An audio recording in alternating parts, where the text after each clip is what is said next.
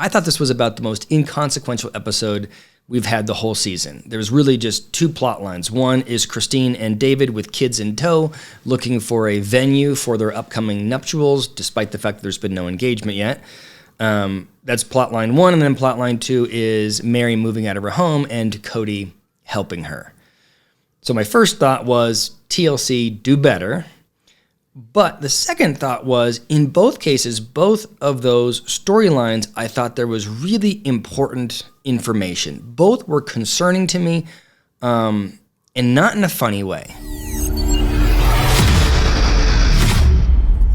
Now, before we get into it, I want to thank the sponsor for today's video, Noom. As a psychologist, I am so excited that Noom is sponsoring this video. I really believe they are revolutionizing healthcare. Noom is a digital health platform that uses science, human coaches, and psychology to empower people to take control of their health. Noom is well known for their effective weight management program. In fact, they were the first company that was accredited as a virtual provider of the CDC's diabetes prevention program. What makes Noom special is that it supports positive behavior change through a comprehensive platform. This platform includes interactive and digestible curriculum, daily tasks that are optimized for habit formation, and support groups. I'm very impressed that Noom's coaches are trained on advanced behavior modification techniques, namely motivational interviewing.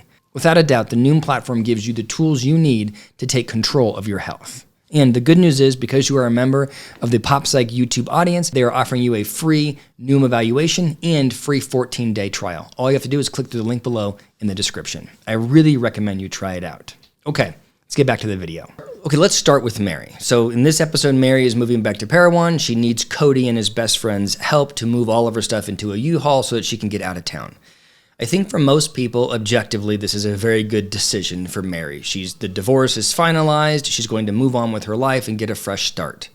But without question, this is a painful moment. This ends officially the connection between her and Cody. She's definitely in pain. Cody says he's in pain. I'm not sure I totally buy that, but this is an emotional moment. And Meri handles it in a very unique way. Hi, Rebecca, how are you? Good, how are you? I'm good. She becomes goofy, she becomes bubbly, she becomes childish, all in an effort to deny the real emotion that she's having. And we've seen this from her before. Anytime that there's significant emotions, Meri seems to find some way to display the opposite emotion. And I'm bringing it up because, I think a lot of people probably look at that and go, okay, she's got this weird emotional expression, but who cares? She's just coping. But I want to make the point that by doing that, Meri has allowed herself to stay in a very negative relationship for far too long. She wasn't a squeaky enough wheel to make Cody deal with her, and she pushed herself to tolerate incredible negativity, abuse for years. And so I just think it's a really good kind of tangible example of what happens when somebody isn't able to align their emotions with their actual behaviors. So that's Meri. Now let's talk about Christine, who has become, over the course of this season, the queen of cringe. And I know that I keep critiquing her, and it's just so hard to watch this adult interact in such an adolescent manner. And I've thought a lot about what's the underlying psychological mechanism that's leading Christine to act this way? Because she didn't always behave in such a kind of over-the-top manner, at least in my opinion. And I think it falls into two categories. One is, this is a performance for Cody. This is a performance for her audience. She wants people to know that despite the fact that she spent, all of her adult life in this horrible relationship, she's going to be fine. Despite the fact that Cody wasn't physically attracted to her, somebody else is. Despite the fact that all of this has gone badly for her, she's really happy and she's found her soulmate. I think that's part of it. The other part of it is, I think it's a performance for her. I think that Christine has not been in a healthy relationship ever. And, kind of in her early adulthood, she was yanked out of the normal dating process. She was pulled out of any normal relationship, and she was put into this really confined, neglectful environment with Cody. And so she doesn't know what it looks like to be in a healthy relationship. So she's acting as if she knows what she's doing. And I think what she's seen on TV or what she's seen, in her fantasies has been this super sexual connection, this adolescent connection. So she is going to be playing tonsil hockey with her 60-year-old boyfriend in front of her children nonstop, despite the fact that they're telling her to stop. And in both cases, by the way, I think they are performances. No question, Christine genuinely loves David. No question, Christine believes she has found her soulmate. No question, she is genuinely happy and connected. I think all of that is true. But the expression of that emotion feels like it's a performance to me. And it's concerning, not just because it's gross to watch, but it's concerning because I think it's damaging to Christine's kids.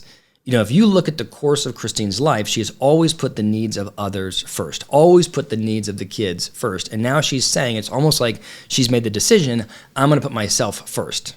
And part of me goes, well, that's great. But hey, you have Truely living under your roof who still needs the support, right? You have some kids that are able to, when they're interviewed or directly to Christine, are able to say, hey, we'd love it if you slowed down, or hey, we'd love it if you stopped the gross PDA in front of us, right? You have that bracket of kids who Christine is ignoring, right? She's explicitly saying, I don't care what you think. I'm not going to stop. I want to make out with my boy toy, right?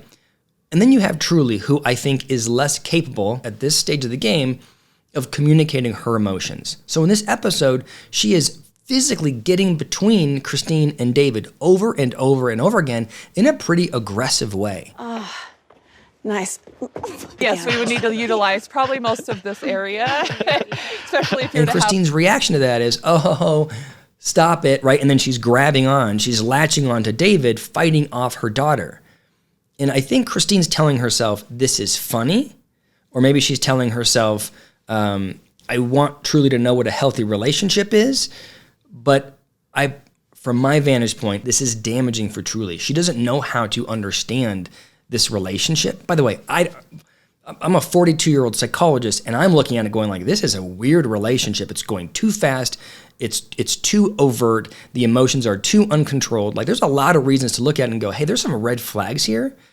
And so for Truely, who's a teenager, this is way too much. And I feel like Christine is so lost in the act of having a healthy relationship with David that she's neglecting her kids a little bit. So I wonder how other people saw that. I thought it was too much. Let me know what you think in the comments below.